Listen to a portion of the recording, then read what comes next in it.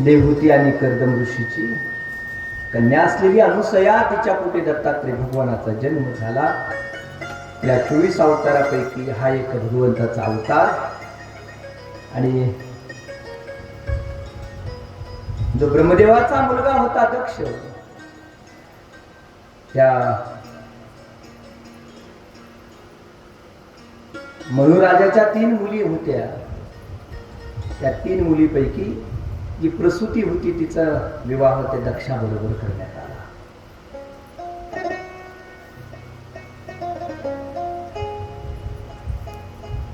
तिसरी जी मुलगी होती तिचा विवाह दक्षाबरोबर करण्यात आला आणि त्या दक्षाला 16 मुली झाल्या. दक्ष प्रजापती आणि प्रसूती.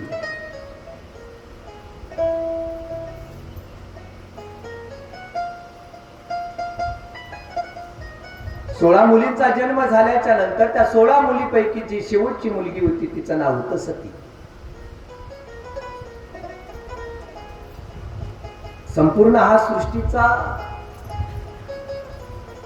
विस्तार आणि या सृष्टीचा विस्तार कसा हळूहळू होत चाललेला आहे त्याचा आपण आज कथाभाग पाहणार आहोत.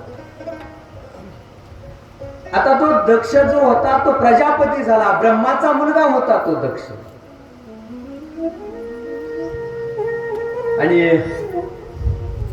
त्याचा विवाह झाल्याबरोबर त्याला मग त्या 16 मुली जन्माला आल्या आणि त्या 16 मुलींचाही विवाह करून दिला त्याला. त्यापैकी जी सती होती ना, नारदजी एक दिवशी घरी आले, दक्षाच्या घरी आले आणि दक्षाने विचारलं नारदजीला, या सतीचं काहीतरी तुम्ही, हिचा विवाह कोणाबरोबर होणार आहे, काय तुम्ही जरा चरित्र सांगा म्हटलं. त्यावेळेस नारदाने सांगितलं की हिचा विवाह भगवान शंकराबरोबर होईल. भगवान शंकराचं वर्णन करत असताना नारदाने तो गोड वर्णन केले की ज्याच्याकडे घर नसणार आहे, स्वतःचं घर नाही, त्याच्या आईबापाचा कोणता थांग पत्ता नसणार आहे असा मुलगा असेल, स्वतःचं घर नाही, जमीन नाही, आई वडिलांचाही कुठेही उल्लेख नाही असा मुलगा.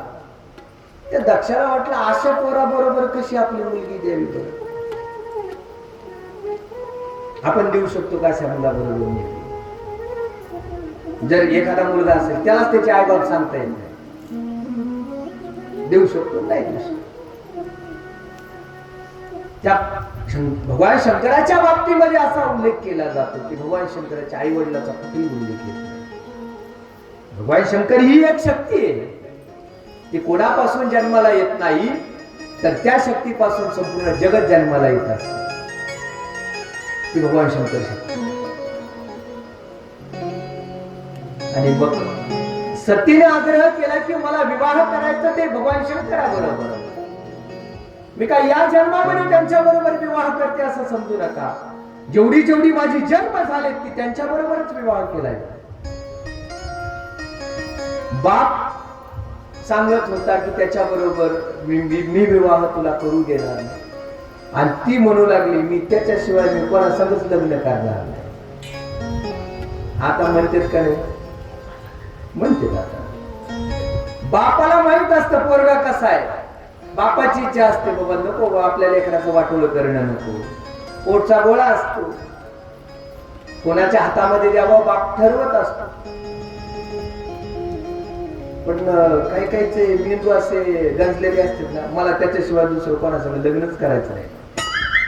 मग 2-3 महिन्यानंतर कळून जाते हे काही खरं नाही, हे मला पाहायला आलं किंवा हे कॉलेजमध्ये येडी मारित होते, ते मित्राचे कपडे घालून येडी मारित होते, मोटरसायकल सुद्धा त्याची नव्हती, कपडे बुट सुद्धा त्याचे नव्हते. नंतर हळूहळू 2-3 महिने कळून काय उपयोग आहे, आता पश्चाताप करून काय, बाप सांगत होता त्यावेळेस नाही ऐकलं. ज्या पद्धतीने दक्ष सांगत होता सतीला नको त्याच्या बरोबर विवाह करायचा. अरे दक्ष म्हणजे प्रजापती झालाय ना, म्हणजे आताचा मुख्यमंत्री समजू आपण, प्रजापती म्हणजे मुख्यमंत्री, आणि एवढं पद मिळालं त्याला. आणि ते पोरगी कसं असं ज्याच्याकडे घर नाही दार नाही अशा माणसाकडे कशी देईल पोरगी, तिनं आग्रह धरला. आग्रह झाल्याच्या नंतर नाईलाज असतो दक्षाचा, नाईलाज झाला आणि भगवान शंकराबरोबर त्यांनी विवाह करून दिला. सतीचा विवाह झाल्याच्या नंतर भगवान शंकराबरोबर विवाह झाला. आणि ज्या दिवशी दक्षाला प्रजापती पद मिळालं, आता विवाह झालाय, बरेच दिवस निघून गेले होते. ब्रह्मदेवाने आपला मुलगा दक्ष त्याला आपण आता प्रजापती करून टाकू, म्हणजे या मृत्यू लोकाची आपली चिंता मिटून जाईल. तो काय असेल तो मृत्यू लोकाचा व्यवहार पाहिजे.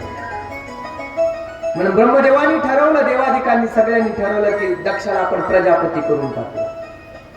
आता प्रजापती करण्याचा मोठा सोहळा होता आणि सगळीची सगळी देव त्या प्रजापती पद मिळालं म्हणून दक्षाचं स्वागत करण्यासाठी आलेले होते. त्यामध्ये हे तीनही देव होते, ब्रह्मा, विष्णू आणि महेश. हे तीनही देव होते. दक्षाची जशी एंट्री झाली, दक्षाचं जसं आगमन झालं, तसं सगळीच सगळी देव उठून उभा राहिले. पण ही तीनही देव उठले नाही, बसून राहिले. भगवान शंकर समाधी अवस्थेमध्ये होते. भगवान शंकर बसल्या जाग्यावर समाधी अवस्थेमध्ये भगवंताचं आणि प्रभू रामचंद्राचं भजन करत बसायचे. श्रीराम जय राम जय जय. बोला बोला भजन.